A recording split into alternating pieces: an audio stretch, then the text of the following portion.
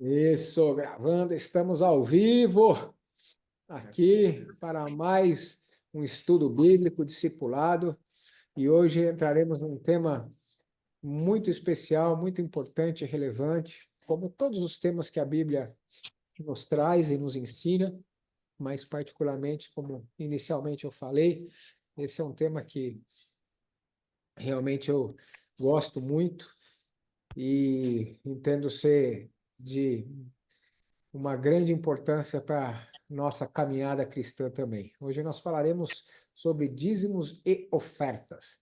Então, abram as suas apostilas aí, acompanhem. Tem algumas coisas que estão nas apostilas, eu vou seguir algumas coisas pela apostila, outras vou fazer algumas complementações. Eu não sigo totalmente e na íntegra, muitas vezes, só a apostila, trago também algumas outras referências e estudos meus, e depois eu fico à disposição de vocês também para a gente complementar aquilo que se fizer necessário. Provavelmente eu vou dividir essa aula aqui em duas também, assim como dividimos sobre o batismo no Espírito, vou dividir essa daqui em duas também, porque é um tema que eu entendo que precisamos esmiuçar e dar um pouco mais de base, e depois, na continuidade, também nós entraremos mais profundamente nele também. Então, vamos avançar falando sobre os dízimos e ofertas. E a apostila começa dizendo que o foco dessa nossa matéria, além de ensinar o princípio da semeadura e colheita, é também falar um pouquinho a respeito do destino dos dízimos e das ofertas, mostrando também a corresponsabilidade da igreja local para com aqueles que dizimam e oferta, para com os fiéis também. Ok? Então, vamos começar falando sobre a questão do amor e da generosidade. E acompanha aí o texto que Paulo falou, segundo Coríntios, capítulo 8, versículo 1 e diante. Paulo disse assim: também, irmãos, vos fazendo conhecer a graça de Deus concedida às igrejas da Macedônia, porque no meio de muita prova de tribulação, manifestaram abundância de alegria e a profunda pobreza deles superabundou em grande riqueza da sua generosidade. Porque eles, testemunho eu, na medida de suas posses e mesmo acima delas, se mostraram voluntários, pedindo-nos com muitos rogos a graça de participarem da assistência aos santos. Olha que tremendo isso, o testemunho que Paulo dá da igreja da Macedônia, né, que era uma igreja que estava ali passando um perrengue muito grande, e ele testemunha aqui, fala que os irmãos ali tinham uma escassez momentânea, né, que eles viviam em profunda pobreza, né, mas que eles, ao entenderem e saberem da viagem missionária, da cruzada que Paulo estava falando, eles pularam na frente e pediram para o Paulo não deixar eles excluídos, né, do precedente de eles poderem dizimar e ofertar para Paulo poder ter subsídio para aquela viagem, né, para aquela viagem missionária que Paulo estava fazendo. Né? Então, Paulo diz aqui, né, que a profunda pobreza dele superabundou em grande riqueza da sua generosidade. Olha que coisa tremenda isso, né? Na medida de suas posses, e mesmo acima delas, eles se mostraram voluntários pedindo, com muito rogo, ou seja, suplicando mesmo, meio que implorando, né, para poder participar da assistência aos santos. Né? Então, olha que coisa tremenda esse ato, né, de um coração generoso e voluntário que os irmãos da igreja da Macedônia, ali naquele momento, ao saber de uma necessidade que Paulo iria levar, né, aos irmãos e iria precisar de recursos financeiros para a viagem, para levar para os irmãos, eles pularam na frente e pediram, suplicaram para Paulo deixar eles participarem disso. Né? Então, aqui a gente tem já começa a dar uma base, um fundamento, né, de um alinhamento de como é que tem que ser um coração generoso e voluntário, também, principalmente para com as finanças também. Aqui, duas coisas são muito importantes nós destacarmos aqui: a generosidade e a voluntariedade, né? A importância de ser algo voluntário, né? Paulo, aqui não está escrito na Bíblia, né? Mas pelo contexto do texto, né? A gente pode entender, talvez ali, que Paulo até nem ia falar com eles, ou nem ia participá-los, né? Nem ia convocá-los para ofertar naquela viagem, para ofertar para os irmãos, né? Porque sabia da condição deles,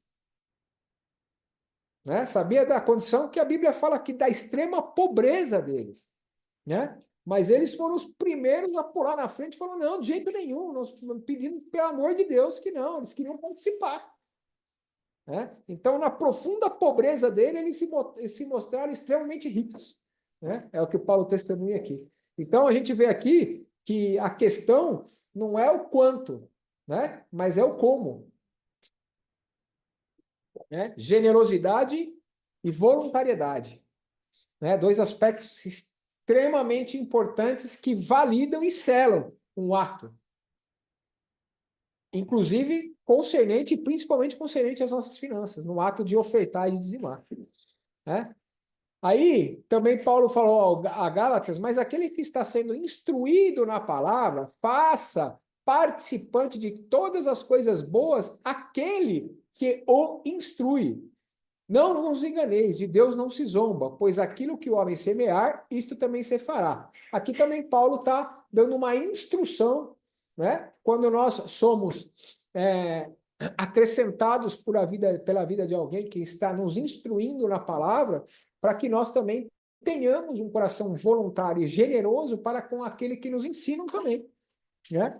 Participando essa pessoa, né, das coisas boas que também nos acontecem. Inclusive aqui está fazendo referência exatamente dentro de um contexto das nossas finanças, né? Participando aquele com as nossas finanças também, né? Porque aí ele fala que aquilo que nós semearmos, isso também nós vamos ceifar, ok? Então, olha o que o texto, vamos avançar um pouquinho mais. O texto lá em 3 João 1:2 fala: Amado, acima de tudo, faço votos pela tua prosperidade e saúde, assim como é próspera a tua alma. E Paulo falou em Efésios 1:3: Bendito Deus e Pai do nosso Senhor Jesus Cristo, que nos tem abençoado com toda sorte de bênção espiritual nas regiões celestiais em Cristo. A grande novidade da vida cristã é entender que Cristo conquistou todas as coisas para nós na cruz, de forma que ele nos concedeu todas as bênçãos. E é a favor de nossa prosperidade e saúde. E por isso, pela fé, nós podemos viver essa realidade, né, de prosperidade e saúde plena. Deus não tem planos dolorosos para a nossa vida. Sua vontade para nós é boa, agradável e perfeita. Ele deseja que tenhamos uma vida abundante e alegre. Então, aqui em 2 Pedro está dizendo assim: visto como pelo seu divino poder nos têm sido doadas todas as coisas, chamou para a sua própria glória e virtude. Então, é o poder dele que nos traz e nos acrescenta todas as coisas. Ele é a fonte e origem de todas as coisas. E é pelo poder dele que nós somos acrescentados, né? E aí Paulo também falou a Romanos: aquele que não poupou seu próprio filho, antes por todos nós o entregou, porventura não nos dará graciosamente com ele todas as coisas? Então aqui, qual que é o contexto? É exatamente que as questões da nossa generosidade, da nossa voluntariedade nas nossas finanças, de acordo com as nossas vida financeira e econômica, ela tem que ser não por necessidade e não por barganha. Não é para ter em troca alguma coisa ou para porque nós precisamos de alguma coisa, então nós vamos fazer alguma coisa para receber em troca, né? Não é por isso, é por generosidade e voluntariedade, né? Porque nosso Senhor é a fonte e origem de todas as coisas, Deus nele nos deu todas as coisas e, portanto, nele nós temos todas as coisas, inclusive uma vida plena e abundante, né?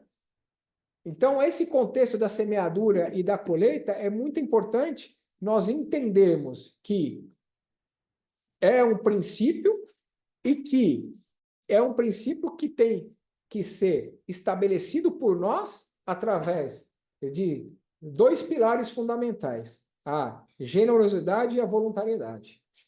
Não por necessidade e nem por obrigação. Né? Então, está dizendo lá em Atos 20 que tenho-vos mostrado em tudo, que trabalhando assim é mister socorrer os necessitados e recordar as palavras do próprio Senhor Jesus, que diz que mais bem-aventurado é dar do que receber. Então, quando nós entendemos que Deus já nos deu todas as coisas, então entendemos que a nossa provisão vem dele, e não por meios naturais. E por isso nós podemos tornar-nos doadores, para que sejamos canais de Deus para a provisão de outras pessoas, assim como Deus usará outras pessoas para serem a nossa provisão também. Certo? Então, a gente tem que entender que o coração do próprio Deus é um coração doador, né? Quando nós nos tornamos doadores também, nós também então estamos refletindo exatamente a glória de Deus e a personalidade dele nas nossas vidas. Porque lá no Evangelho de João, capítulo 3, diz assim, né? Porque Deus amou ao mundo de tal maneira que deu o seu único filho, para que todo aquele que nele crê não pereça, mas tenha a vida eterna. Então, o coração de Deus é um coração doador. É um coração dadivoso. Né? E nós temos que entender que é dando o que se recebe, é perdendo o que se ganha. A matemática e a lógica de Deus é diferente. Aquele que perde a sua vida, achá-la-á. É dando o que se recebe. Né? Então, Paulo também falou aqui, lá em Coríntios, 2 Coríntios 9:6, isto eu afirmo, que aquele que semeia pouco, pouco também ceifará, e o que semeia com fartura, com abundância também ceifará. Outro importante aspecto da doação, acerca de dízimos e ofertas, é que a Bíblia trata cada oferta, dízimo ou doação, como uma semente. Obviamente, se existe uma semeadura, haverá uma colheita, e nenhuma colheita é inferior à semeadura. Ao contrário, ela é sempre maior e multiplicada às vezes. Né? Tem um exemplo muito legal que é acerca do grão de milho, né? Que você planta um grão de milho, certo? Esse grão vira 3 espigas, que tem mais ou menos 270 grãos cada espiga. Então, olha o poder da multiplicação de uma semeadura. Né? A colheita, ela é nunca inferior à semeadura. Muito pelo contrário, ela é sempre infinitamente multiplicadas vezes maior do que a semeadura. Agora, nos é ensinado que, com a medida que nós damos, nós também colheremos. Quem semeia pouco, colhe pouco. Quem semeia muito, colhe muito. Então, a medida da colheita nossa depende de nós. Não existe limite. O limite quem impõe somos nós. Né? Então, olha o que Paulo também falou aos Coríntios. Cada um contribua segundo o que tiver proposto no seu coração, não com tristeza ou por necessidade, porque Deus ama quem dá com alegria. Deus pode fazer-nos abundar em toda graça, a fim de que, tendo sempre em tudo ampla suficiência, superabundez em toda boa obra. Outro dia nós, inclusive, referenciamos esse versículo. Então, também um outro texto na Antiga Aliança, lá em Provérbios, diz assim: a quem dá liberalmente, ainda se lhe acrescenta mais e mais. Ao que retém mais do que é justo, se ele há em pura perda. A alma generosa prospera, e quem dá a beber será dessedentado. Então, a quem mais dá, mais será acrescentado, e ao que retém, será pura perda. Então, aqui, Salomão está ensinando justamente a fórmula da vida de prosperidade segundo o padrão bíblico, né? Que é dando o que se recebe, que a gente tem que dar com generosidade, com liberalidade, né? Que a gente tem que dar não por necessidade, não por obrigação, né? Que o nosso ato de dar e participar, a igreja aqueles que nos ensinam com as nossas ofertas e com nossos dízimos e etc., esse ato é um ato de semeadura, né, que as nossas finanças são sementes que nós plantamos no reino de Deus e que o altar ele nunca toma, ele sempre devolve, né? O altar ele sempre devolve, ele nunca devolve em medida inferior àquilo que está sendo semeado, porque assim é o reino de Deus. Dá e será dado, boa medida, recalcada, sacudida e transbordante. Amém? Amém. Glória a Deus. Aleluia. Amém. Glória a Deus. Então, eu vou trazer para vocês aqui um esclarecimento. Essa primeira parte era justamente para trazer um esclarecimento acerca do contexto do fato de darmos, através de ofertas ou através de dízimos. E agora vou entrar um pouquinho falando sobre dízimo e sobre oferta. Contexto de dízimo e de oferta. Ok? Então, vamos entrar um pouquinho aqui. Lá em Gênesis 14, 18, 20, diz assim: Melquisedeque, rei de Salém, trouxe pão e vinho. Era sacerdote do Deus Altíssimo. A Bíblia, quando se refere a Melquisedeque, se refere ao próprio sacerdócio de Jesus, né? Ele abençoou a Abraão e disse: Bendito seja Abraão pelo Deus Altíssimo que possui os céus e a terra. E bendito seja o Deus Altíssimo que entregou os teus adversários nas tuas mãos. E aí diz assim: e de tudo lhe deu Abraão o dízimo. Ok? Isso está lá em Gênesis 14, 18, 20. Aí, outro texto de referência acerca de dízimos. Então, aqui nós estamos falando de Abraão, início da Bíblia, onde não existia a distinção de povo judeu ou não judeu, não existia ainda o povo judaico, não existia Moisés ainda, não existia a lei judaica ainda, certo? Não existia a lei mosaica ainda.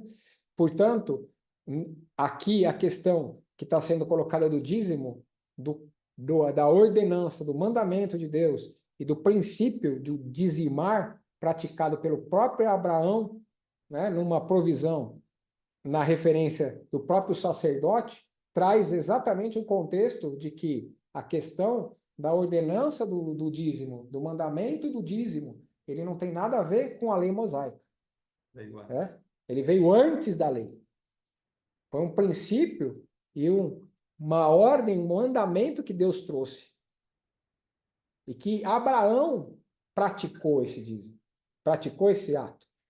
Então, vamos avançar um pouquinho. Lá em Malaquias, que é o último livro do Antigo Testamento, diz assim: Trazei todos os dízimos à casa do tesouro, para que haja mantimento na minha casa. E provai-me nisto. Algumas versões dizem: depois fazei prova de mim, diz o Senhor dos Exércitos. Se eu não vos abrir as janelas do céu e não derramar sobre vós uma bênção tal, aí outras versões dizem uma bênção tal, que dela vos advenha a maior abastança. Aí aqui essa versão está falando sobre vós uma bênção sem medida. E por vossa causa eu repreenderei o devorador, para que não vos consuma o fruto da terra. E a vossa vide no campo não será estéril, diz o Senhor dos Exércitos. Então aqui existem dois conceitos muito importantes sobre o dízimo. Primeiro, o dízimo é para quê? Para que haja manutenção da igreja local. Certo? O dízimo é para que haja manutenção e sustento da igreja local. Certo? Segunda observância importante desse texto. Certo? Quando nós dizimamos, o Senhor está falando assim: e por vossa causa eu vou repreender o devorador, para que ele não consuma o fruto da sua terra, e a vide no campo não será estéril. Ou seja, o ato de dizimar, segundo aqui o que a Bíblia está nos ensinando, que por causa da obediência no dizimar, nós acionamos um princípio espiritual que traz uma blindagem sobre as nossas finanças. Nós repreendemos. Então, quando nós dizimamos, nós temos um contexto de blindagem sobre as nossas finanças, para que o devorador não venha a atacar as nossas finanças. E aquilo que nós fizermos, a vide do nosso campo não será estéril. E tudo aquilo que nós fizermos, nós prosperaremos. Então, o fato do acionamento do princípio do dízimo, de dizimar, trazem duas coisas extremamente importantes sobre as nossas finanças. O primeiro é a blindagem, é a manutenção das nossas finanças. O segundo dele é o quê? É o ato de nós termos a garantia de Deus de prosperarmos naquilo que fizermos também. E o terceiro dele, ainda Deus nos dá aqui o precedente de experimentarmos nele, provarmos, fazemos prova no sentido de experimentar mesmo, né? As janelas dos céus abertas e uma bênção tal, que dela nos advenha a maior abastança. Então, vamos avançar um pouquinho mais. O dízimo é uma prática bíblica e o reconhecimento de que Deus é o nosso sustento e a demonstração da nossa gratidão pelo local em que Deus nos plantou e nos tem edificado, que é a igreja local. Eu vou entrar um pouquinho mais para dar um pouquinho mais de luz nisso aqui. O significado da palavra dízimo é a 10ª parte do rendimento. Dessa forma, entendemos que devemos separar 10% dos nossos rendimentos para que a obra do Senhor avance. Dízimo, na raiz da sua palavra, é 10%. Ok? Ah, por que é 10 e por que não é 9 e não é 11? Quando a gente chegar no céu, a gente pergunta para Deus por que ele estipulou 10. Né? Por que não é 11 e não é 9? Né? É 10. Então, eu quero aqui ressaltar para vocês que, como nós vimos nessas passagens aqui, eu vou entrar um pouquinho mais, dar um pouquinho mais de luz sobre isso, sobre inclusive a questão do dízimo na antiga e na nova aliança. Como nós temos visto nas passagens, o dízimo é dado para que haja mantimento na casa de Deus, na obra de Deus. É importante entender que para se pregar o evangelho, é preciso recurso. Além disso, aqueles que pregam também necessitam de recursos. Dessa forma, nós entendemos que o dízimo ele tem que vir para sustentar a igreja, porque a igreja, como uma empresa, ela tem despesas, né? E ela tem uma fonte de receita, que é dízimo e que é oferta. Os dízimos, eles servem exatamente para trazer a manutenção das despesas da igreja, certo?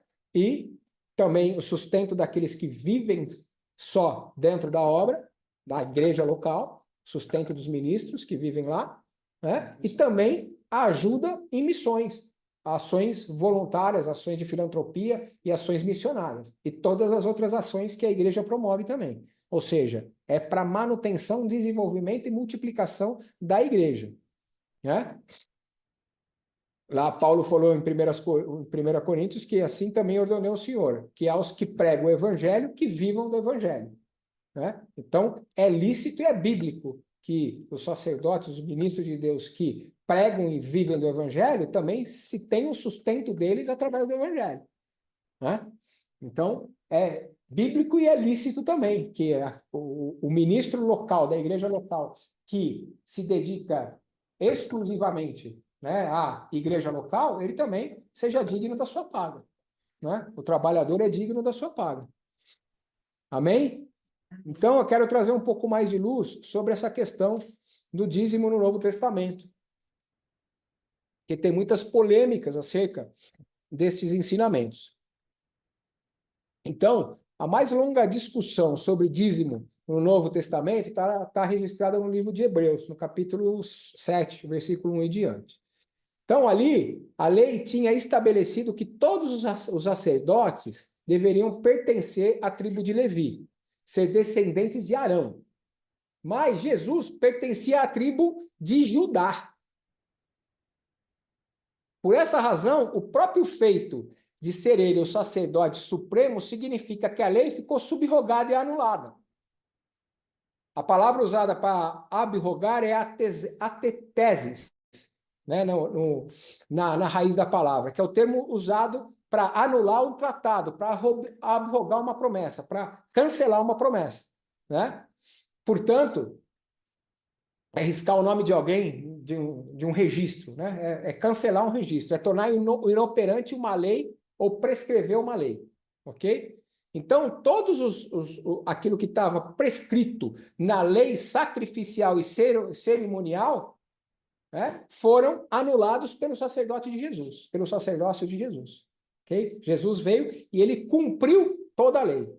Ok? Mas o fato é que Abraão devolveu o seu dízimo a Melquisedeque, que é tomado como evidência clara da superioridade do sacerdote de Melquisedeque sobre o de Arão. E a referência de Melquisedeque ali é o próprio Jesus. Então, o fato é que essa passagem pressupõe que dizimar é uma prática devidamente ordenada, não a rejeição do dízimo, pelo contrário, é um reconhecimento implícito do seu valor e significado. As outras referências são encontradas nos evangelhos. Jesus mencionou em Lucas 18:12, no contexto da parábola do fariseu, de um publicano, que ele ali estava falando, depois eu vou ler esse texto para vocês ali. Ele condenou a justiça própria do fariseu. Então, o que ele estava dizendo ali? Quando atos religiosos são usados para glorificação própria, eles perdem o seu valor e se tornam formalidades vazias, religiosas. É o que ele estava falando dos fariseus ali, né? O dizimar foi usado pelo fariseu como um meio de conseguir misericórdia de Deus. E de acordo com Jesus, esse não é o propósito do dízimo. A misericórdia de Deus é uma dádiva recebida de fé e humildade. Aquele que pensa que pagou por ela sairá de mãos vazias. Já o publicano, que se considerava um grande pecador necessidade da graça de Deus, recebeu graça. O fariseu fez mau uso do dízimo em sua experiência religiosa. Mas o próprio Jesus ali, no Novo Testamento, lá no Evangelho de Lucas, está falando acerca da referência do dízimo. Ali, também em Mateus 23, em Lucas 11:42, Jesus condenou os fariseus por serem extremamente cuidadosos no dizimar, mas negligentes à justiça e ao amor de Deus. Ou como Mateus coloca também, tendes negligenciado os preceitos mais importantes da lei, a justiça, a misericórdia e a fé. Jesus está fazendo ecoar a mensagem que está lá no livro de Amós. Zelo religioso e compromisso com a justiça. Misericórdia e amor devem ser guardados juntamente. Ele acrescenta que nós devemos fazer estas coisas sem omitir aquelas. Então, ele não está anulando aqui o dízimo. Ele está falando, não adianta nada você vir aqui dizimar, certo? Se você negligenciar misericórdia, fé e amor. É isso exatamente o que Jesus está falando. Está falando sobre os fariseus. Então, não adianta nada você vir aqui dizimar se você não tiver fé, não tiver misericórdia, não tiver amor. Você vai fazendo isso por religiosidade, para se amostrar, que nem diz o bom nordestino. Entendeu? Hã? É. Entendeu?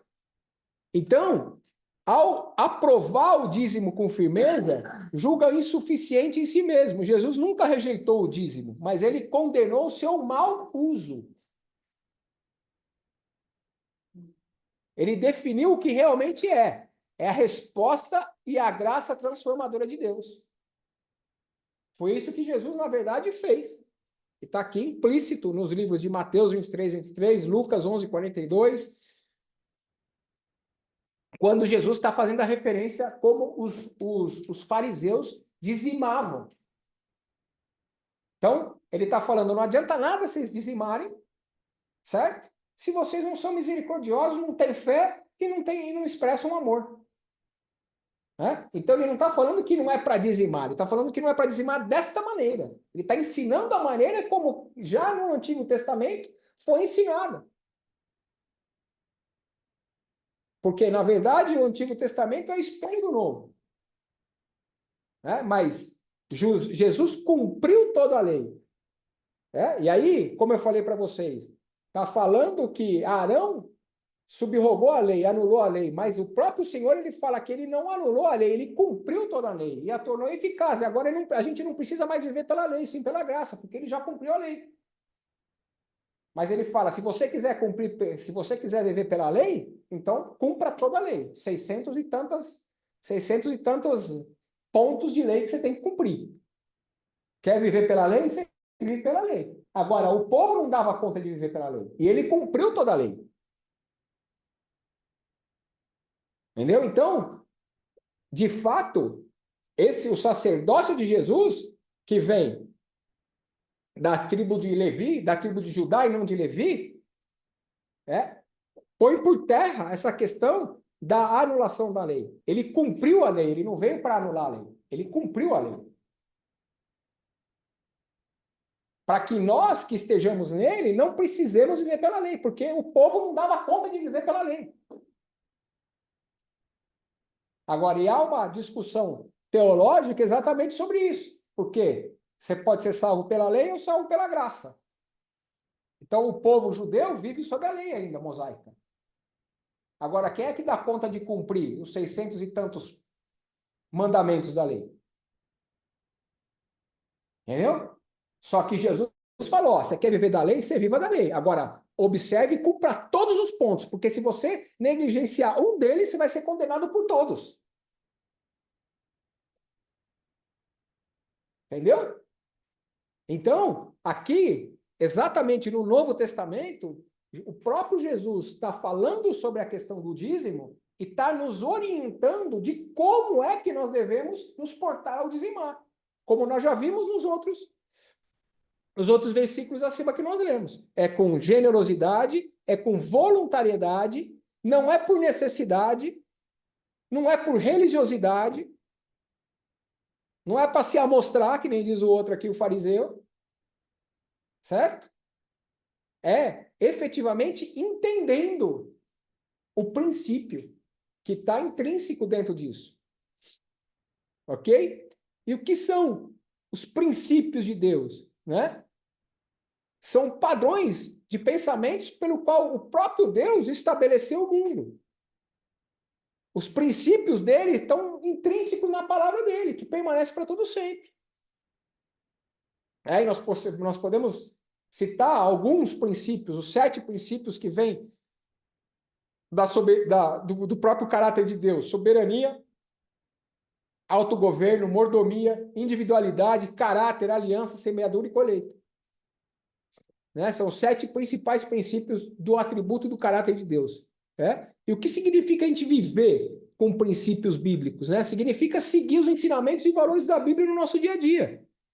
Isso envolve colocar em prática as lições aprendidas na palavra, para que a gente seja guiado em tudo aquilo que a gente aprendeu. Certo?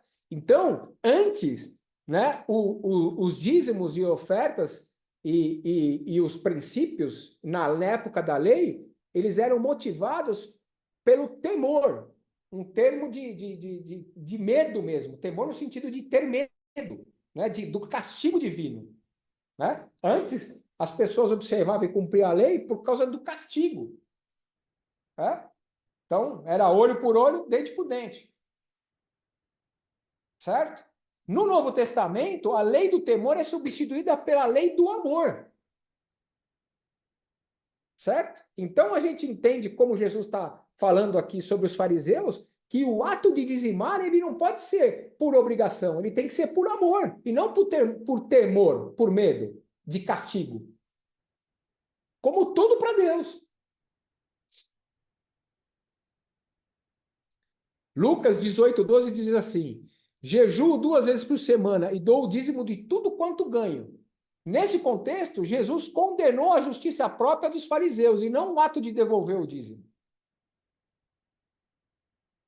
Porque ele estava trucando com Jesus. Né? Então, eles estavam ali no contexto, os fariseus estavam usando o quê? O ato de dizimar, né, para trucar Jesus e pedir misericórdia para ele. Não, ó, mas eu cumpro aqui, eu dizimo tudo aquilo que eu ganho. Então, você tem que ter misericórdia de mim. Não. Jesus, aqui já no Novo Testamento, depois de ele ter cumprido a lei, assim como tudo aquilo que é a lei, ele já não dá tanta importância na questão do dízimo. Ele dá importância de como a gente dizima. Né? Que aí ele fala lá em Mateus 23, né? Ai de vós, escribas e fariseus, hipócritas, que pagais o dízimo da hortelã, do funcho e do cominho, enquanto descuidas o que há de mais grave na lei, a justiça, a misericórdia e a fidelidade. É isto que era preciso fazer se omitir aquilo. Então, aqui que ele está falando? Você precisa fazer isso, você precisa ter o quê? Você precisa ser justo, ter misericórdia e ser fiel, certo? Sem omitir aquilo, sem deixar de dizimar. Então, o que ele está falando aqui? Não adianta nada você dizimar e não ter misericórdia, não ser justo e não ser fiel. Você tem que ser. Então, o que ele está falando? Antes de mais nada, você tem que ser justo, ser misericordioso e ser fiel. E aí, então, dizimar. E não adianta nada você Amém. dizimar sem ser. Entendeu? Agora entendi. Então, não adianta nada você dizimar sem ser. Então, você tem que ser para poder dizimar. Tanto é, eu não lembro agora a passagem, tanto é que, até com relação à oferta, a Bíblia nos ensina disso. Pesquisa aí para mim, quando você for ofertar e lembrar que seu irmão tem alguma coisa contra você, eu não lembro agora, estou com a cabeça meio cansada. Não é. É Novo Testamento. É num dos evangelhos. Mateus 5, 23, 24. Se estiver apresentando a sua oferta diante do altar e ali se lembrar que o seu irmão tem algo contra você, deixe a sua oferta ali diante do altar e vá primeiro reconciliar. Você abriu o seu microfone? Irmão, depois volte e apresente a sua oferta. Você abriu o seu microfone? Não. Ah, não? Não. Achei que tá. Então é Mateus 5, 23 e 24, que fala que quando a gente for ofertar e lembrar que o nosso irmão tem alguma coisa contra nós, nós devemos deixar a nossa oferta no altar e ir lá se consertar com o nosso irmão e depois vir e ofertar. Então, entenda, é o mesmo princípio.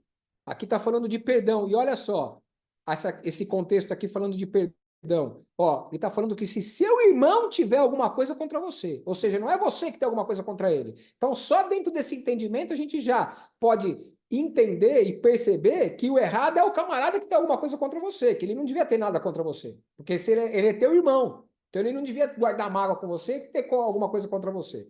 Mas ele está falando, é ele que tem alguma coisa contra você, mas você, antes de dizimar, você vai lá, acerta as paradas, se reconcilia com ele, certo? Aí depois você volta e oferta. É a mesma coisa que ele está falando aqui em Mateus 23, 23, acerca do dízimo. Está falando exatamente a mesma coisa. Não adianta você vir com essa parada de querer vir dizimar aqui, certo? Sem ser misericordioso, sem ser justo e sem ser fiel.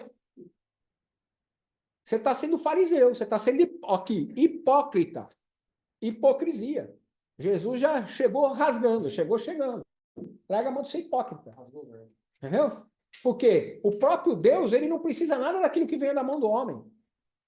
Mas ele instituiu princípios e instituiu mandamentos, ordenanças para nós, para que a coisa seja funcional, tanto para a nossa vida, quanto para a obra dele através da nossa vida nessa terra. E o dízimo, então, é uma maneira, assim, de a casa dele, a igreja dele, ter um planejamento financeiro e econômico para poder sustentar e fazer crescer a obra dele nessa terra, através da igreja local. Que foi ele que instituiu, lá em Atos, primeira igreja.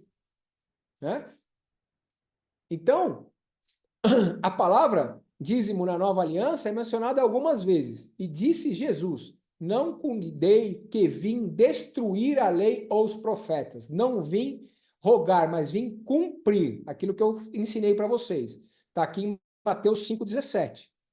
Então, é o que Jesus estava falando. Vocês não acham que eu vim aqui destruir a lei ou arrebentar com a lei, ou subrogar a lei, que nem eu falei.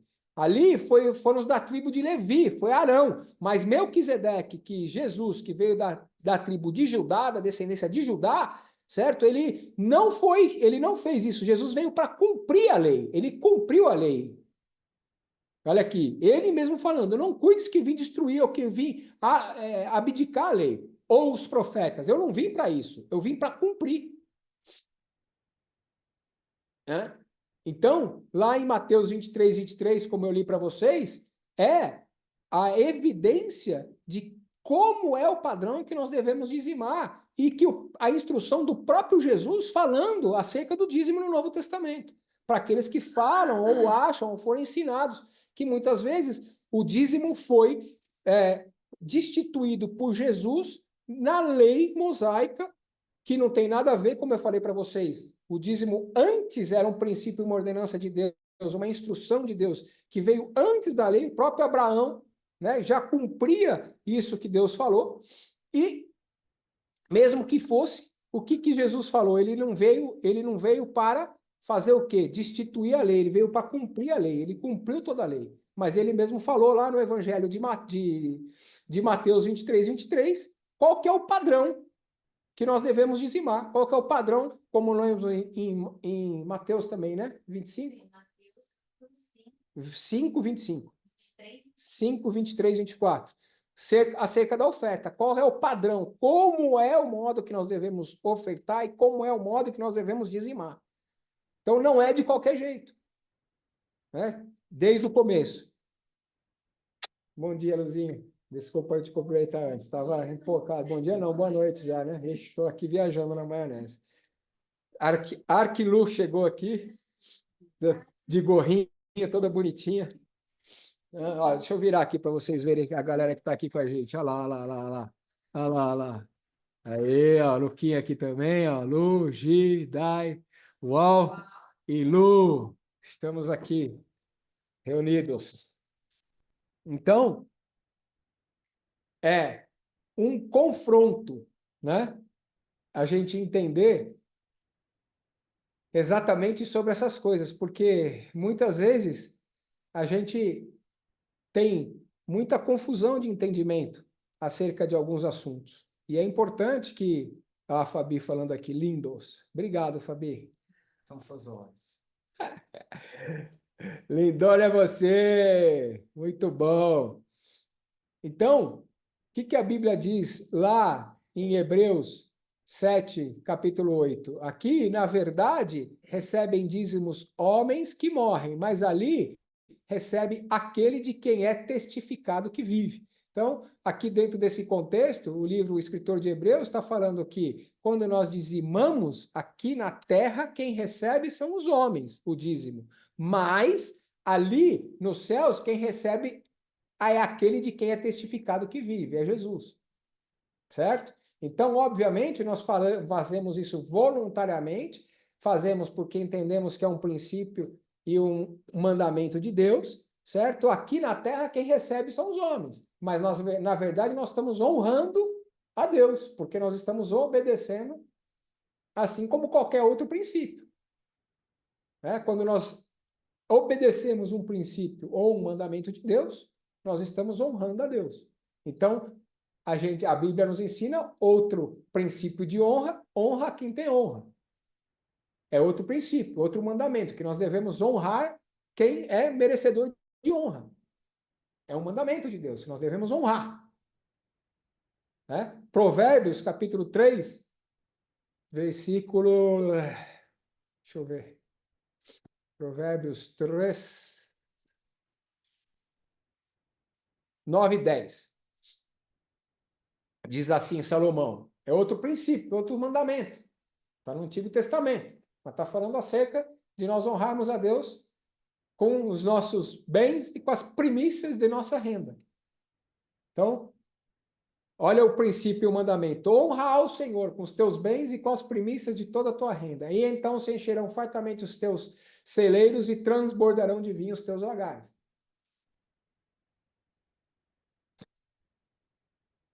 Então, nós temos... Perdão, gente. Estamos ainda meio constipados. Deixa eu tomar um golito d'água aqui.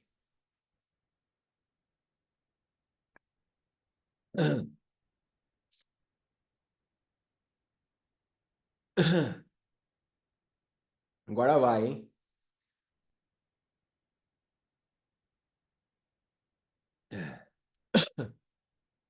Então, como eu falei para vocês, para a gente avançar aqui, essa evidenciação ali em Mateus 23, exatamente do próprio Jesus, falando sobre o dízimo, que nós devemos fazer estas coisas sem omitir aquelas. Então, Jesus, ele não aboliu o dízimo, mas ele incluiu entre as coisas que devemos praticar, junto com o dízimo, antes de dizimar, ou motivados por essas coisas, o quê? A justiça, a misericórdia e a fidelidade. Assim como ao ofertar também, não ofertarmos sem, ou se nós tivermos alguma pendência ou alguma falta de perdão com algum irmão. Então, é a maneira como nós vamos fazer que nós devemos nos atentar. Jesus está muito mais preocupado hoje com a maneira como nós fazemos do que aquilo que nós fazemos, com as motivações do nosso coração. Jesus, na verdade, veio subir a régua. Né? Na lei, falava que se a mulher adulterar, manda matar. Certo? Consumar. Certo? Se o homem adulterar, consumar o ato, aqui Jesus falou, ó, se você olhar e desejar, já pecou. Né? Então as pessoas falam que a graça, né, substituiu e nos deu muito mais liberdade, e eu discordo totalmente disso. Né? O nível de responsabilidade, né, e de posicionamento na graça é muito maior do que na lei. Né? Porque o Senhor sabe do nosso pensamento. Se você olhar e desejar, ele é onisciente, onipresente, onipotente, ele sabe o intento do nosso coração, já pecou, e o salário do pecado é a morte. Já morreu. Entendeu? Então não é se você chegar a deitar e consumar o ato. Se você olhar e desejar, já era. A casa caiu, filho. Vai ter que se arrepender e pedir perdão. Então, o padrão que Jesus estabeleceu é diferente. Na verdade, o que acontece? Voltando para o assunto do dízimo. Jesus, ele não revogou o princípio ou o mandamento. Ele subiu a régua. É diferente. Quando não adianta nada, fariseu hipócrita, você vir aqui dizimar e não praticar misericórdia, não ser justo e não ser bondoso. Não adianta nada. Não adianta nada você vir aqui ofertar, colocar sua oferta no altar e saber que teu irmão está contra você, tem alguma coisa contra você. Pode parar, larga a tua oferta aí, vai lá se consertar antes. Porque senão o que vai acontecer? Os homens vão receber na terra, que nem Hebreus falou, mas o Senhor não vai receber. Para ele não vai adiantar nada. Espiritualmente dizendo, o Senhor não vai receber. Porque você deu isso como um hipócrita. Porque você fez isso sem observar o como fazer isso. Uhum. Então, como eu disse para vocês, existe aqui, né, um confronto acerca do assunto dos dízimos da oferta, que a própria palavra nos traz para a gente. Né? E dizimar e ofertar, ele não mexe só com o nosso bolso. Ele mexe aqui, ó, no nosso coração. E a gente identificar isso é primordial para a gente entender o princípio bíblico. Por que confronto? Simplesmente porque a semente, como eu comecei explicando para vocês, o dízimo e a oferta, quando ela é lançada, ela tem que morrer para gerar fruto. Certo? Então, isso refere a entregar de verdade. A semente só vai morrer se você semear ela de maneira íntegra e verdadeira. Se você lançar a semente da maneira errada, por religiosidade, por temor, por necessidade, sem misericórdia, sem amor, sem bondade, sem fidelidade, o que vai acontecer? A semente não vai morrer. Isso é forte, hein?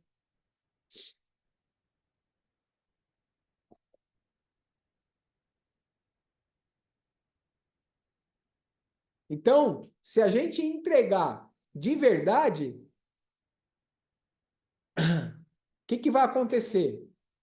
E a gente não permitir que os nossos pensamentos se voltem à quantidade dada, imaginando o que daria para pagar ou coisa parecida, certo? O que vai acontecer? A semente vai germinar.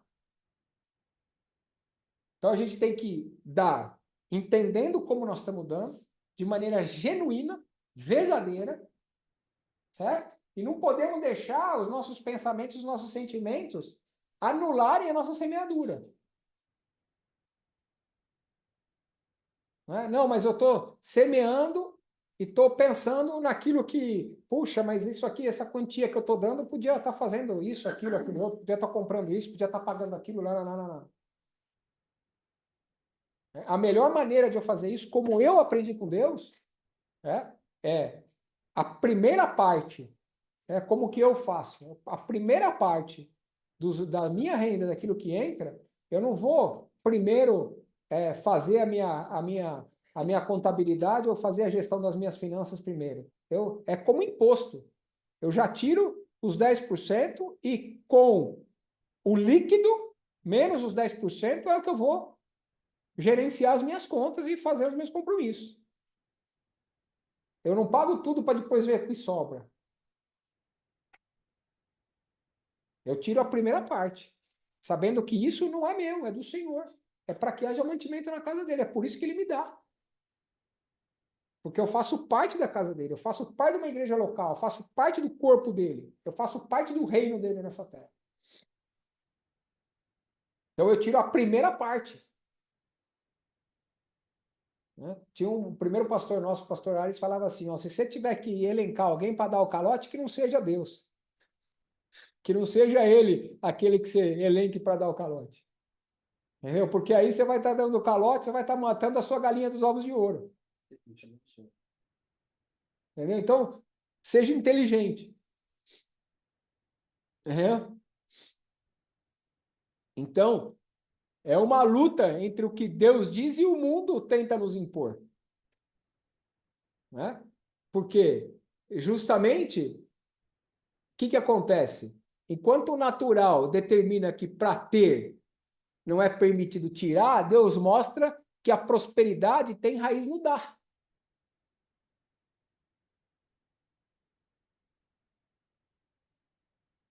Deus manda dar. Fala que é dando que se recebe. O mundo não. Né? Sendo assim, quando a gente lê lá 2 Coríntios 9, 7, que diz assim, cada um dê conforme determinou em seu coração, não por pesar ou por obrigação, pois Deus ama a quem dá com alegria, a gente tem que entender que ao dizimar ou ofertar, com sentimento de obrigação, medo de ir para o inferno, dor de fantasma, de que algo será prejudicado ou qualquer outra condição, a não ser alegria e também amor, porque quem ama obedece, segundo o que João fala lá em João 14, não está cumprindo o princípio biblicamente, e por consequência os frutos não vão germinar.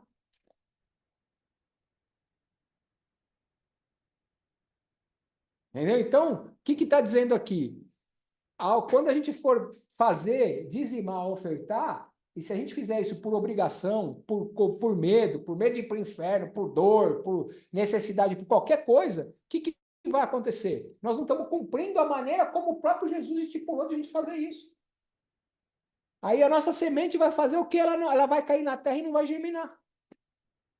Porque ela não vai morrer. Ela só morre se ela cair de maneira certa. Se a gente deitar ela na terra de maneira correta. Senão ela não vai morrer e não vai germinar. E não vai gerar fruto. Entendeu? Porque muitas vezes muitas pessoas falam, mas eu dizimo. Eu oferto, eu sou fiel. Como é que com o teu coração você está fazendo isso? Por necessidade? Por obrigação? Por medo? Por religiosidade? Então, como eu falei, o próprio Deus ele não está muito preocupado com o quê, mas o como a gente está fazendo. Essa é a questão. Então, existe um como fazer. A razão do ato não é religião, pastor ou denominação. A razão do ato de nós ofertarmos e dizimarmos é nós vivemos os princípios e os mandamentos de Deus. Entendendo, fazendo isso com alegria, com liberalidade, com espontaneidade, em misericórdia, em amor, em generosidade.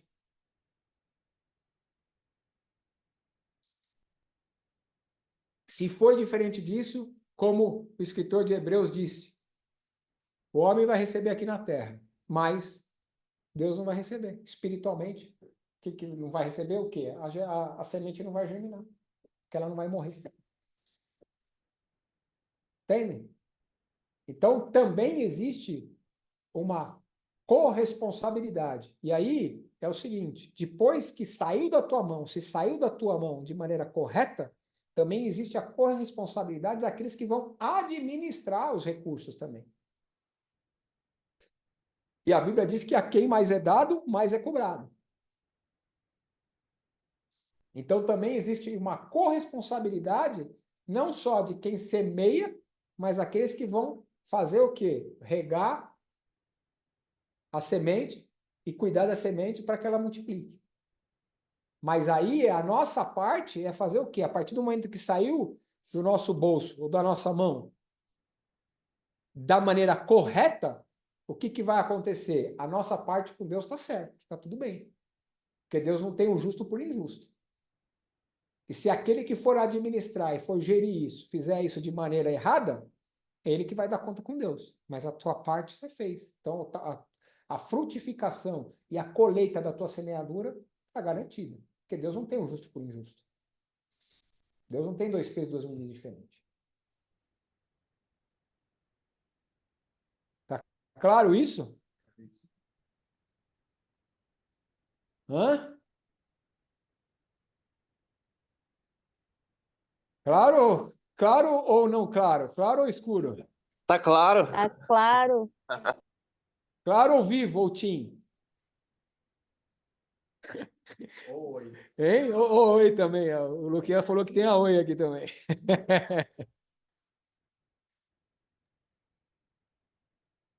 Então, eu quero entrar com vocês aqui o quanto é importante também a questão da administração, né, desses recursos. Certo? Porque é de suma importância que também aqueles que administram esses recursos o façam com diligência e da maneira correta também, né? É importante que aqueles que, por exemplo, trazem os dízimos e as ofertas à igreja, que tenham clareza do que a igreja está fazendo, como ela está fazendo, de como isso é administrado com responsabilidade e lisura, né? Então, a gente fala um pouquinho que toda a igreja, como uma empresa, ela tem tesouraria, ela tem contabilidade, ela tem os seus departamentos, ela tem que prestar conta dessas coisas. E ela tem responsabilidade com isso, né? Então, é muito importante a gente entender também aonde nós estamos fazendo a nossa semeadura, né? Mas, como eu disse, Deus não tem o justo por injusto. A nossa parte é fazer a coisa como Deus nos mandou fazer, né? E a parte de quem for administrar é fazer como Deus mandou administrar. Aquele que administra será cobrado pela administração. Aquele que semeia será cobrado pela semeadura. É desse jeito, né? Então, falando um pouquinho mais, eu acho que eu vou avançar e colocar aqui esse tema a mais aqui, falando sobre já são 15 para as 9. Eu acho que a gente já para por aqui hoje. E aí, aula que vem, a gente entra falando um pouquinho sobre os tipos de ofertas, né, que nós temos na Bíblia. Bom, vamos terminar aqui, tá um pouquinho só. Depois nós, lá na frente, vamos nos aprofundar em alguns estudos mais detalhados e mais esmiuçados mas nessa fase aqui que nós estamos justamente na parte do discipulado aqui, falando sobre a oferta, né? É importante a gente entender que, conforme Paulo falou aos Filipenses aqui, ó, capítulo 4, versículo 14 em diante, né? Olha que interessante. Todavia, vamos falar aqui sobre oferta, tá bom? Todavia, fizeste bem, associando-vos na minha tribulação. E sabeis também vós, ó Filipenses, que no início do evangelho, quando parti para da Macedônia, nenhuma igreja se associou comigo no tocante a dar e receber, senão unicamente vós outros. Porque até para Tessalônica mandastes não somente uma vez, mas duas, o bastante para as minhas necessidades. Olha aqui, Paulo falando para os filipenses, né? Que quando ele começou a caminhada dele, né, e ele foi para Macedônia, nenhuma igreja se associou com ele no tocante a dar e receber. Ele está falando de grana, de oferta, de dízimo de oferta, né? A não ser eles, né? Porque até a própria igreja de Tessalonicenses, né? Não somente uma vez, mas duas vezes eles deram para suprir as necessidades de Paulo. E aí ele vai assim, não que eu procure o donativo, mas o que realmente me interessa é o fruto que aumente o vosso crédito. Olha só, Paulo era um cara, o cara é fora da curva, né? Porque ele está falando aqui, ó, eu sei a quem eu sirvo, eu não estou procurando donativo de ninguém. Mas olha o que ele está falando, o que eu estou preocupado de fato é que vocês efetivamente não se privem de cumprir um mandamento, de cumprir um princípio bíblico, para que vocês possam ser abençoados. É isso que Paulo está falando aqui, ó. Não que eu me preocupe com o donativo, mas o que realmente me interessa é o fruto, que aumente o vosso crédito. Recebi tudo e tenho abundância, estou suprido, desde que Epafrodito me passou as mãos, o que me veio de vossa parte como aroma suave, como sacrifício aceitável e aprazível a Deus.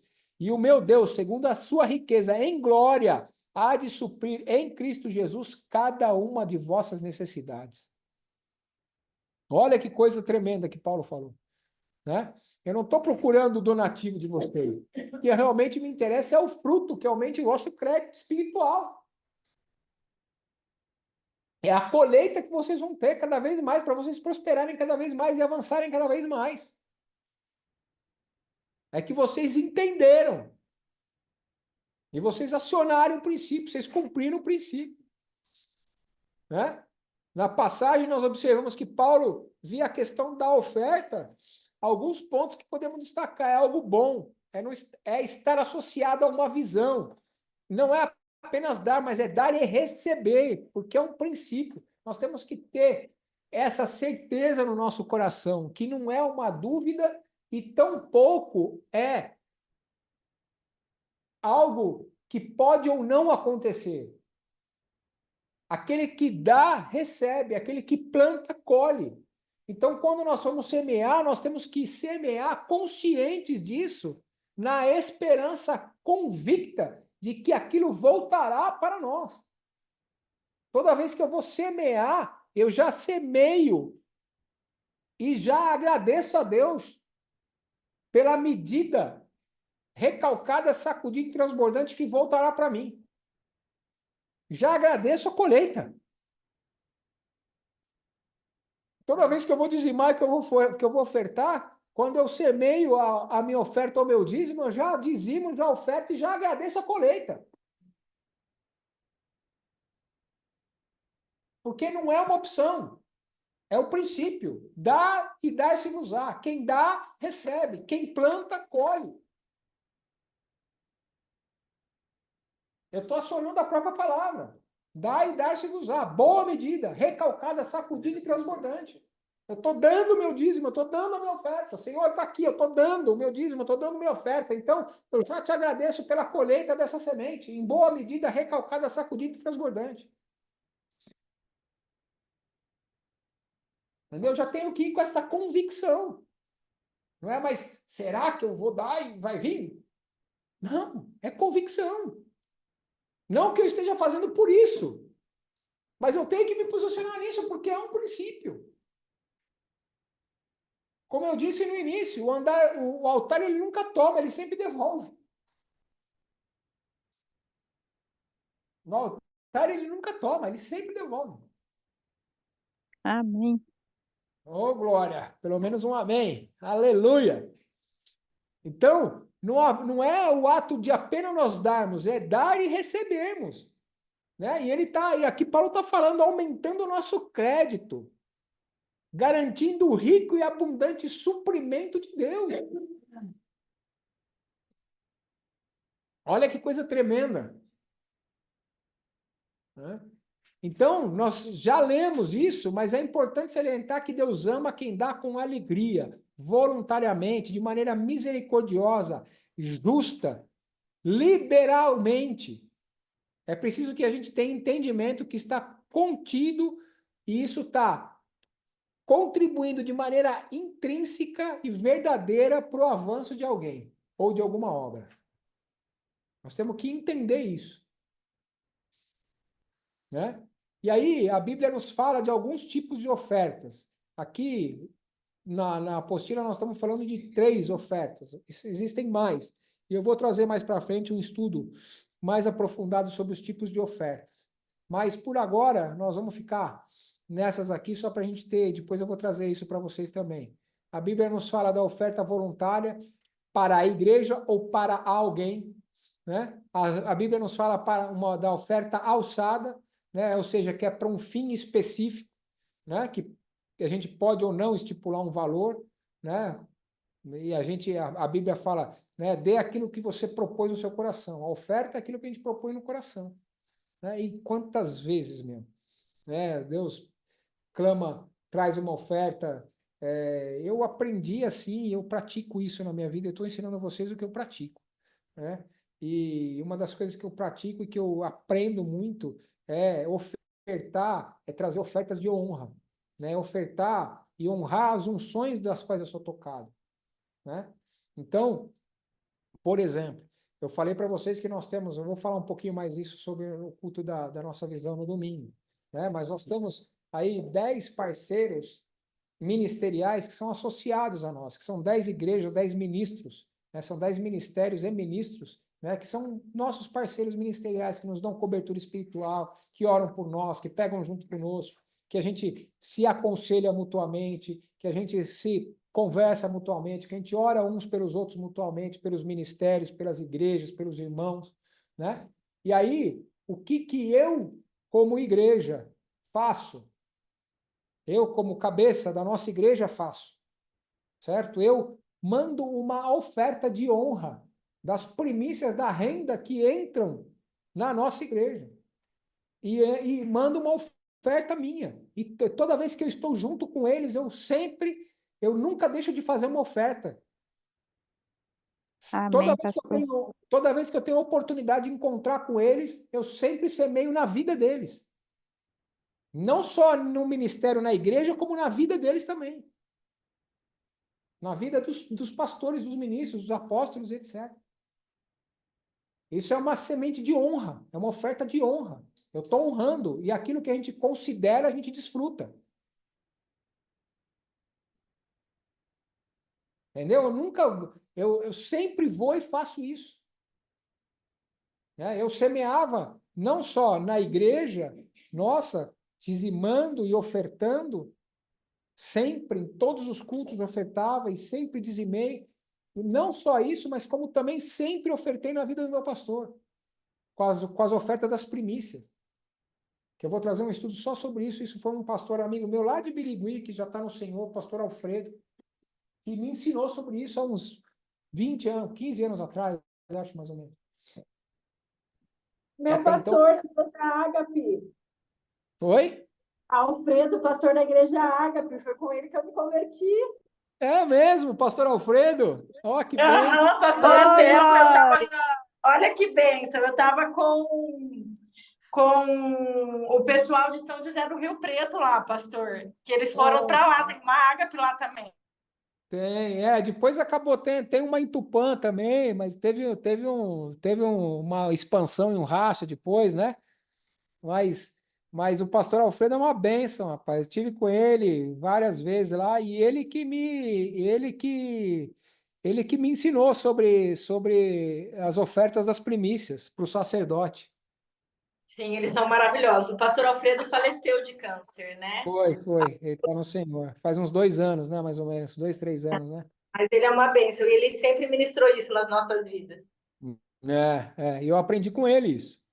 E desde que eu aprendi com ele, eu faço e oferto as primícias da minha renda na vida do meu pastor.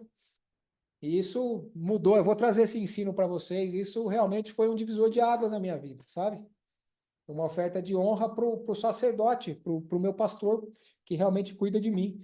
Então, isso é muito, muito importante. E a gente não sabe o quanto o peso espiritual que isso tem. As coisas, isso não é natural. É o que eu falei aqui, existe uma guerra, né? Existe uma controvérsia espiritual e natural, né?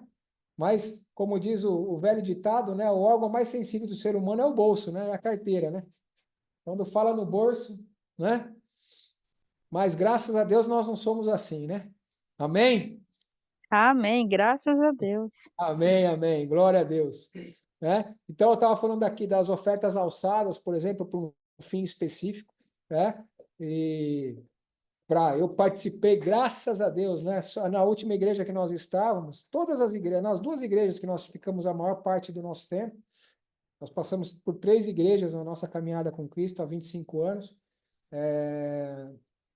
Vou falar um pouquinho isso no domingo também, mas as 2 que foram, uma que nós ficamos 13 anos, outra que nós ficamos 10 anos. E nessa que nós ficamos mais tempo, né, nós tivemos a oportunidade de participar da implantação de vários templos, do início de várias igrejas, etc. Nessa última, nós mudamos 2 vezes de templo, né, fizemos 2 upgrades para a glória de Deus. A gente chegou lá num templo menor, que era um templo que cabia umas 250, 300 pessoas. Fomos para um templo de 600, 500 pessoas, 600 pessoas, e depois agora fomos para um templo para 1.000 pessoas, né?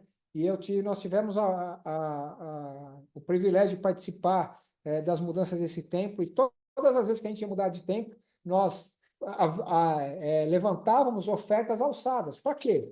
Para a gente efetivamente poder fazer frente a isso, né? E aí é o que Paulo falou, muitas vezes a gente acha, você acha, aquele que deu a visão e deu a direção, dá a provisão, Deus não precisa de dinheiro de nós. A Bíblia diz que não há nada da mão do homem que Deus precise ou necessite.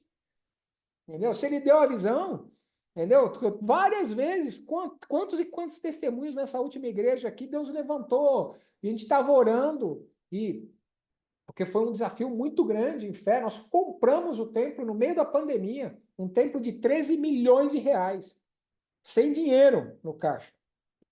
Nós compramos, é prédio próprio, entendeu? Para 1.000 pessoas, e reformamos e fizemos todo o templo. Entendeu? Investimos mais 6,5 milhões de reais para fazer o templo. Ficou a coisa mais linda. Entendeu? E nós fizemos tudo no sobrenatural mesmo. Mas quantas vezes Deus... E aí a gente fazia o que podia, isso, aquilo, aquele outro, que dava oferta alçada e fazia, etc. Mas a gente orando, Deus não levantava um irmão lá nos Estados Unidos, outro lá no Canadá, outro lá na Europa, e vinha com tantos mil euros, tantos mil dólares, não sei o que, ofertava. Na oração. Você acha que Deus precisa da gente? É o que Paulo falou, não é que eu quero o donativo de vocês, não, mas o que Deus quer, quando Deus faz o que nós temos que entender é que quando Deus começa a mover essas coisas, é para nos abençoar. Não é porque Ele precisa.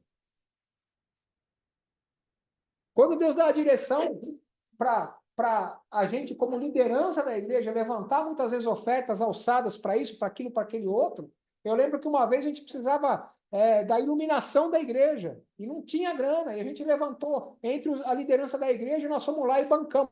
Cada um comprou não lembro o nome daquele negócio lá que ficava virando assim, não sei o quê, aquela luz, e custava uma bala aquilo, cada um daquele lá custava 5 pau e pouco. Entendeu? E estava faltando aquilo para deixar, não sei o quê. E nós fomos e fizemos uma oferta alçada e fomos e colocamos. E assim Deus fez. Cadeira, cada um adotava uma cadeira, cada família comprava a sua cadeira, cada um ofertava 10 cadeiras, 20 cadeiras. E assim a gente foi e fez, e está lá. Um tempo para 1.000 pessoas. Aí está o memorial nosso lá, não sei se o pastor já fez ou não, mas nós fomos os primeiros, a liderança foi a primeira a ofertar e fazer uma oferta alçada. E eu lembro que quando nós compramos e fechamos, né? Então, uns fizeram com oferta de serviço. Eu, por exemplo, quando fiz a locação não desse templo, do último templo, eu que Deus me deu graça para descobrir o templo, e aí o outro templo era alocado. A gente pagava 80 mil reais de locação. E eu fui atrás, entrei como corretor no negócio, certo? E aí negociei com o proprietário, e a primeira locação, que era a minha comissão, certo? Eu ofertei na igreja. Além de que também ofertar com dinheiro, com recurso daquilo que entrar, não só do meu trabalho. Então, Deus tem a multiforme sabedoria de a gente poder fazer as coisas. Entendeu? Você mesmo estava falando, né? Você ia ofertar o teu trabalho lá na obra missionária lá na África, que o teu trabalho não sei o que você ia ofertar. Então, existem várias maneiras de a gente fazer isso. Né? Mas essas são formas que Deus efetivamente estabelece para gente ser ativado, para gente ser esticado, para gente prosperar. Está tudo na mão dele, ele não precisa de nada disso. Mas se a gente não faz, foi o que o Paulo falou aqui, ó, os próprios caras lá da Macedônia não estão. Os próprios irmãos de vocês, ninguém se associou comigo na minha trajetória, a não ser vocês. Então, olha o poder da associação. Ele falou, não, que eu sou suprido de tudo, eu sei de que eu dependo. Ele mesmo falou, eu sei que tá no muito, tá no pouco, eu sei que eu posso todas as coisas naquele que me fortalece. Entendeu? Mas o meu coração se enche, por quê? Por ver que vocês pegaram junto comigo, certo? E estão prosperando cada vez mais. Porque vocês entenderam. Vocês entenderam, pegaram junto e estão avançando. Essa é a alegria de Paulo, falando ali. Entendeu? Então, quando Deus faz esse mover, é para isso. É sobre isso. Não porque ele precisa. Porque se a gente não der lugar, ele vai levantar alguém lá no Japão, filho, vai fazer. Ninguém para a obra de Deus. Operando Deus, quem é que pode impedir? Quantas e quantas vezes, quantos e quantos testemunhos? No dia seguinte, precisava de não sei quantos mil reais e não tinha no caixa da igreja. E aí eu creio que o próprio Deus fazendo mover para dar testemunho de fé mesmo, para edificar nossa fé. No dia seguinte, levantava o irmão lá, a gente em oração, não sei o que, levantava o irmão lá do outro lado do mundo, estava orando aqui, Deus mandou depositar tanto. Puf, entrava. Eu já fiz isso quantas vezes? Eu já tive um privilégio, oportunidade. Eu lembro que uma vez, na outra igreja, na Assembleia que a gente estava, se não me engano, inaugurando uma igreja, não lembro se foi de Patrocínio em Minas ou se foi de Catanduva, no interior de São Paulo. E eu lembro que um dia, o Senhor, eu trabalhava na época com corretagem ainda, e tinha tido um ano muito bom, e estava com uma grana guardada boa, e a gente estava ali, eu já estava ofertando, estava não sei o quê, nananá, e eu não sabia. Mas eu orando, o Espírito Santo falou para mim, vá e oferte. Aí eu falei, tá bom. Aí eu falei, quanto, Senhor? Aí ele falou, tudo. Aí eu falei, não. Não, tudo não, vai. Deixa um pouquinho, eu tinha tanto plano. Ia viajar, ia trocar o carro, ia não sei o quê, ia bababá, ia dar entrada não sei o quê. Falou, vai e oferte. Pensa numa luta. Pensa numa luta. Mas aí, Deus me deu graça. Aí eu fui na casa do pastor, às 8h30 da manhã, saí de São Paulo, fui lá para Osasco, antes que eu mudasse de ideia. Vamos rápido. Fui lá, chamei o pastor, chamei a nossa tesoureira, não sei o quê. Eu falei, tem aqui, eu queria orar, não, o senhor está mandando eu preciso fazer uma transferência para a igreja agora. Né? Amém, irmão, não sei o quê, não. Era um valor expressivo. Eu falei, e é tanto. Aí, a hora que eu falei quanto era o valor, né? Aí o pastor saiu dando glória a Deus e a irmã tesoureira saiu e começou a chorar. Porque era exatamente o valor que precisava para cobrir a conta daquele dia. E era uma conta pesada, que era da obra. Era exatamente o valor. Né? E aquilo foi um testemunho que edificou assim muito, e não preciso dizer que a boa medida recalcada, sacudida e transbordante veio. E não só eu fiz o que eu queria fazer, que o carro que eu queria comprar, eu não só comprei o carro que eu queria comprar, como o carro que eu queria comprar, depois eu ainda ofertei na vida do pastor, ainda dei o carro para ele. Amém. Sobejou, e comprei outro melhor ainda, com certeza. Era um Citroën C5, me lembro até hoje, era um carraço. E comprei uma Santa Fé. que era outro carrasco na época. Né? Então, é assim que Deus faz. Né? Não é, né? É o que o Paulo falou, não é porque eu estou atrás de donativo, não é porque a igreja precisa de donativo, um pastor. Ah, mas e aquele que é ladrão? Mas aí é problema daquele. A gente tem que dar conta da nossa vida. A quem mais é dado, mais é cobrado. Ai daquele, pela vida de qual vem o escândalo para a igreja. Ai daquele, a Bíblia fala ai, e pensa Deus falando ai, gente. Ai de Deus é meio doído, velho. Entendeu? Nós temos que dar conta da nossa vida. Entendeu? Mas e o outro? O outro é problema dele com Deus. Deixa ele lá. O que nós não podemos é negligenciar e perder e nos refutar ou deixar de cumprirmos os princípios e os mandamentos de Deus por causa de B, de A, de C ou de D. Não. A quem mais é dado, mais é cobrado. Problema de cada um. Por isso que a salvação é individual. Amém? Amém. Outro tipo de oferta aqui, que a Bíblia fala, é a esmola, né? Que é o quê? É a oferta para atender a necessidade de alguém, né? Que é um outro tipo de oferta também. Aí tem a oferta das primícias aqui também, que eu falei para vocês, que não está citada aqui, mas que eu aprendi, eu vou ministrar isso para vocês algum dia. Amém? Então, nós avançamos Amém. aqui 10 minutos, mas glória a Deus, porque nós conseguimos cumprir esse tema aqui, esse ponto da nossa apostila, e depois, mais para frente, nós vamos entrar e vamos nos aprofundar um pouco mais sobre os tipos de oferta também, e vamos falar um pouquinho mais sobre isso. Tá? Eu quero cumprir a apostila aqui nesse primeiro momento, para depois começar a aprofundar um pouco mais os estudos com vocês. Acho que por hora tá já de bom tamanho aqui a porção. Glória a Deus! Glória a Deus. Foram Ô, abençoados? pastor, Oi. amém. Amém. Quando a gente sente que Deus fala que tem que dar, a gente tem que dar de imediato, não é? Ah, filha, é bom você dar de imediato, porque se não der, pensa numa luta. Não, porque 5 anos atrás, eu tinha na segunda-feira que pagar uma documentação de 2,5, 5 anos atrás. Aí no domingo eu estava na igreja, aí tinha que comprar um vidro a 2,5. Aí eu senti, você tem, dá. Aí eu fiquei, meu Deus, como que eu vou pagar amanhã essa documentação? E eu dei, fiz a transferência, né? Amém. Aí na segunda-feira, o primeiro horário que eu entrei no trabalho, a É. senhorinha portuguesa falou assim, Fabiana, hoje você vai ter que sair mais cedo, porque eu vou te dar um dinheiro para você pagar lá a documentação que você falou que tinha que pagar. Era Eita, exatamente o valor que eu dei. é desse jeito. 2,5.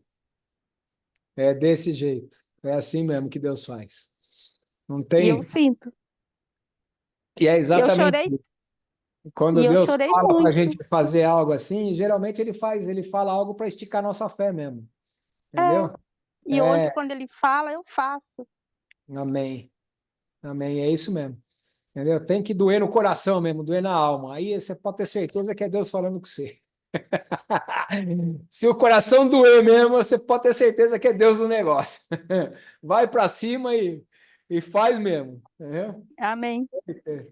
Eu contar para vocês os causos aqui, já fiz cada uma. Até a Lu ficava de cabelo arrepiado, filho. Até hoje fica. Hã? Imagino. Aí, a Gi tá aqui, ó. Verdade, verdade. A Gi e a Lu, então, que fica com os cabelos arrepiados. Só que agora você está gerando discípulo igual, você já reparou, né? Aí, ó, o que a Gi está dizendo aqui, mas a recíproca de Deus já superou tudo. Amém, glória a Deus. Isso não tem preço, irmãos. Eu poder escutar minha filha falar isso e testemunhar isso, tá pago. Não tá pago. Tá pago. Minha filha Amém, pastor. sempre testemunhando isso acerca da minha vida, da minha posição de fé e de obediência com Deus com relação às nossas finanças e à nossa vida econômica e financeira, tá pago. O resto é consequência. Já para a glória de Deus, para a glória de Deus. Mas já semeei muito dinheiro, já semeei moradia, já semeei carro, já semeei relógio. Relógio eu já semeei, eu tinha coleção de relógios, já semeei mas todos os meus relógios, bons. E estou falando de relógio de 30, 40, 50, 60 pau. Não estou falando de relógio.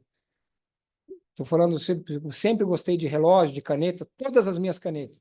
Semeei, todas. Eu vou contar um pouquinho para vocês da minha trajetória de fé com relação a semeadura e colheita. Domingo eu vou contar um pouquinho para vocês. Domingo você pode contar, pastor. Vou contar, com certeza. Dona Gi está falando para reforçar domingo para vocês. Vamos estar juntos. As meninas prepararam algo gostoso aí. Vai ser lá no café mesmo? Vai lá no café. Prepararam um lugar super gostoso aqui, que é baratinho, né? Vai ser, né? Mais um café Mandaram convite até para mim. Eita, Glória. Só eu não vi o convite, mas tá tudo bem. Não, e aí, não, Eu não falei recebi o assim, convite, não. Acho que eu não vou. eu vou pegar o avião e vou aqui. Eita, Glória! Bora! Paz do Senhor, bonitão! Tá falando contigo. Opa, tudo jóia? Paz, querido, tá bom? Tudo na paz. Amém, amém. Deus abençoe. Tô orando por você, viu, filho? Amém. Amém, glória a Nome Deus. de Jesus. Esse santo Eu homem aí. recebo. Amém. Ah, pastor, alguém, Vem, filha, vem. alguém cochichou no meu ouvido aqui, disse para ele orar para mim também. Amém. Quando ela Sempre vê o senhor na, quando ela vê o senhor na tela, ela fala, ó, já orou por mim já? Eu falei, já. Amém. Linda. Lindona. Amo você, lindo. Amém, gente. Então é isso. 9h13. Ficamos por aqui hoje. Domingo estaremos juntos. As meninas prepararam algo bem gostoso, um café aqui no Flamingo aqui. É um lugar íntimo que elas fecharam lá, só vamos estar nós. Vai ser um momento de comunhão à mesa, vai ser muito gostoso, viu? Então estejam juntos, vai ser um tempo diferente e gostoso para nós. Amém? Amém. Beijo no coração de vocês. A semana que vem a gente abre, se vocês tiverem alguma dúvida sobre o assunto e quiserem perguntar, semana que vem a gente abre, se vocês tiverem alguma dúvida, para a gente poder compartilhar as dúvidas entre os irmãos, para a gente não avançar muito no tempo aqui hoje, tá bom? E a gente vai entrar no próximo tema da apostila, que se não me engano é culto à igreja, se não me engano, acho que é. É, né? É, acho que é isso aí. Tem alguns livros aqui também, ó, Vida de Prosperidade, Ministério Prático, Chaves Bíblicas para a Prosperidade, Redimidos da Miséria, Enfermidade e Morte, Culto da sua igreja, isso mesmo. Amém? Deus abençoe vocês, um beijo no coração, Amém, glória a Deus. Boa noite. Deus abençoe. uma noite abençoada de renovo, de descanso, de revigoramento, em nome de Jesus. Amém? Não se esqueçam que Amém. Deus dá aos seus até enquanto dormem. Amém. Receba em nome de Glória. Jesus. Amém. Recebo, amém. Então, fiquem tranquilos. Deus dá aos seus enquanto dormem. Durmam e descansem, porque Deus está cuidando de nós. Ele é o guarda de Israel, que ele não dorme nem dormita. Enquanto nós estamos Amém. dormindo, ele está nos suprindo e trabalhando em nosso favor. Amém? Amém, pastor. Um beijo no coração. Amo vocês, viu? Beijão. Deus abençoe. Amém. Beijo. Beijo.